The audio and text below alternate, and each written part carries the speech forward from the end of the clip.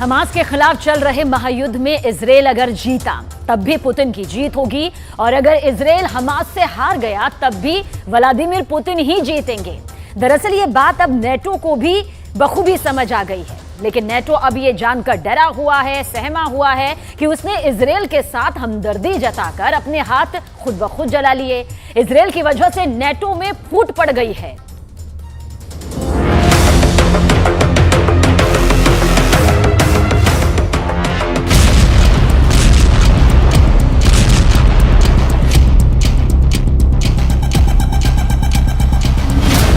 क्या इजराइल का युद्ध नेटो के टुकड़े टुकड़े कर देगा?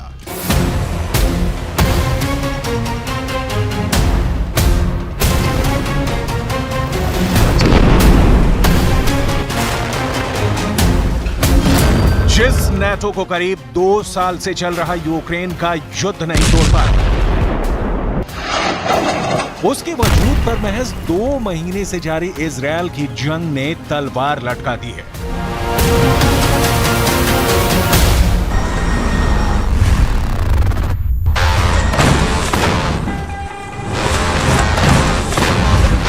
रूस को दुश्मन मानने वाले नेटो को अमेरिका का दोस्त ही मिट्टी में मिलाने पर तुला हुआ है।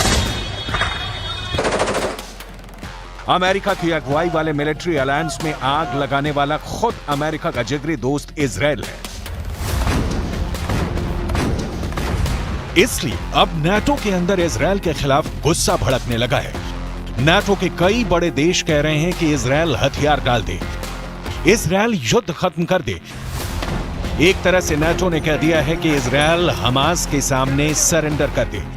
नेटो का सदस्य फ्रांस इजराइल पर तमतमाया हुआ है।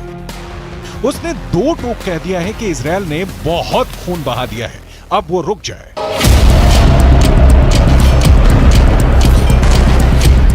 नेटो देश तुर्की तो हमास के लड़ाकों को फिलिस्तीन की आजादी के लिए लड़ रहे स्वतंत्रता सेनानियों का तमगा दिए बैठा है।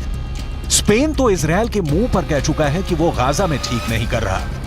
इटली भी जंग से खौफ में है, वो तो मांग कर रहा है कि फिलिस्तीन को उसका देश दो और फसाद को खत्म करो। मगर नेटो का नेतृत्व करने वाला अमेरिका वो इजराइल को हथियार देने में लगा है। यानी फ्रांस, इटली और तुर्की सीधे सीधे अमेरिका के खिलाफ खड़े हो गए हैं और नेटो में अमेरिका की मुखालिफत करने का एक ही मतलब है। नेटो में 2 फाड़ के पूरे आसार बन गए हैं। क्या इजराइल की वजह से नेटो टुकड़े टुकड़े हो जाएगा?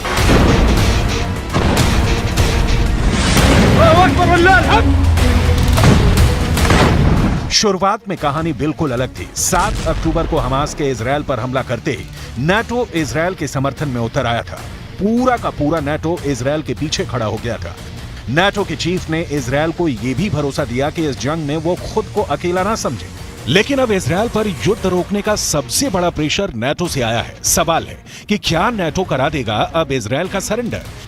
इन सब में अमेरिका भी बुरा फंसा है। पहले तो अमेरिका के राष्ट्रपति जो बाइडेन से लेकर ब्रिटेन के प्रधानमंत्री ऋषि सुनक, फ्रांस के राष्ट्रपति इमैनुअल मैक्रों से लेकर जर्मनी के चांसलर ओलाफ शॉल्ज तक नेटो के बड़े बड़े देशों के नेता इजराइल का साथ देने, उसकी मदद करने के लिए वहां पहुंचे थे।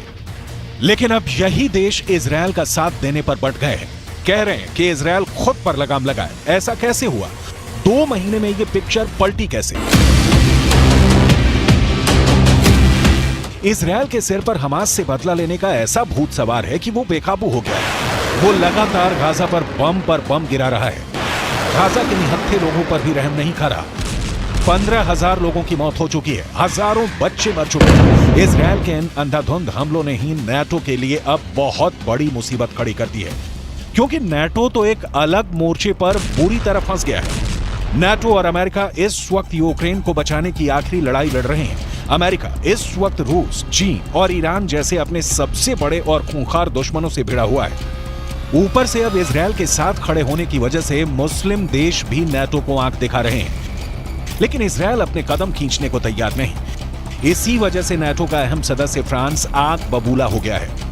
उसने इजराइल को एकदम साफ लफ्जों में चेतावनी दे दी है कि हमास से लड़ने के नाम पर इजराइल पूरे के पूरे गाजा को निशाना नहीं बना सकता। फ्रांस के राष्ट्रपति इमैनुअल मैक्रों ने कह दिया है कि इजराइल एकदम साफ साफ बताए कि वो इस जंग से क्या हासिल करना चाहता है। इजरायल रट लगाए बैठा है कि जब तक वो हमास को खत्म नहीं कर देता तब तक वो हमले बंद नहीं करेगा। इसी बात पर मैक्रो ने इजरायल के पीएम नेतन्याहू को आड़े हाथों लिया और कहा कि अगर इजरायल को हमास को खत्म करना है तब तो अगले 10 साल तक लड़ाई खत्म ही नहीं होने वाली। तो क्या इजरायल 10 साल तक ऐसे ही बमबारी करता रहेगा? On est à un moment où les autorités israéliennes vont devoir définir plus précisément leur objectif et l'état final recherché. La destruction totale du Hamas, qu'est-ce que c'est et est-ce que quelqu'un pense que c'est possible? Si c'est ça, la guerre durera 10 ans. यही macro 1.5 महीने पहले तक कह रहे थे कि Hamas से लड़ने के लिए पूरी दुनिया को उसी तरह एकजुट होना चाहिए जैसे आईसिस के आतंकियों से लड़ने के लिए हुई थी। तुर्की जैसा नाटो का ताकतवर देश तो शुरुआत से ही दूसरे पाले में है, वो हमास के साथ खड़ा है और नेतन्याहू को हत्यारा और चोर बता चुका है। तुर्की तो नाटो को भुलाकर साफ कह रहा है कि मुस्लिम देश एक साथ आएं और इजरायल को सबक सिखाएं। स्पेन के प्रधानमंत्री तो ये कहकर इजरायल को इतना गुस्सा दिला चुके हैं कि वो गाजा में मानवाधिकारों का पालन नहीं कर रहा। नाटो का तीसरा सदस्य इटली भी कह रहा है कि हमास और इजरायल अपना युद्ध बंद करें।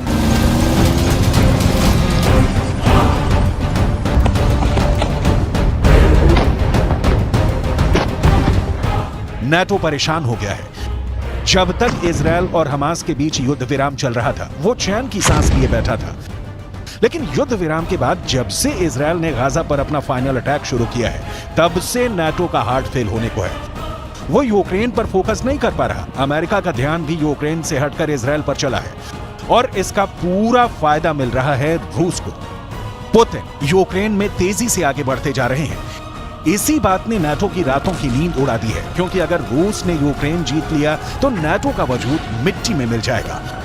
और 74 साल पहले नाटो बना ही था रूस से लड़ने के लिए। एक तरह से पूरे यूरोप को इजरायल ने फंसा दिया है और इसका सबसे बड़ा फायदा उठा रहे हैं व्लादिमीर पुतिन।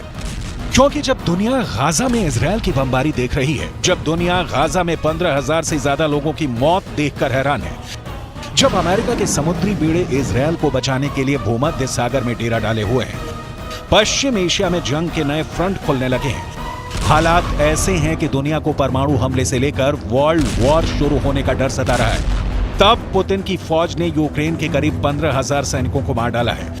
और यह काम उसने सिर्फ 3 हफ्तों में किया है। यानी हर हफ्ते पुतिन यूक्रेन के 5,000 सैनिकों को मौत के घाट उतार रहे हैं। मतलब साफ है कि गाजा की गलियों में हमास और इजरायल के युद्ध के बीच एक जंग ऐसी भी है जिससे पूरी दुनिया का ध्यान भटक चुका है। लेकिन यूक्रेन में रूस जो कहर बरपा रहा है उसको रोकने वाला ना अब अमेरिका बचा है, ना ही नाटो। यूक्रेन में इस वक्त तबाही इस पैमाने पर हो रही है कि ज़ेलेंस्की के पैरों तले जमीन कब खिसकेगी उनको भी नहीं मालूम।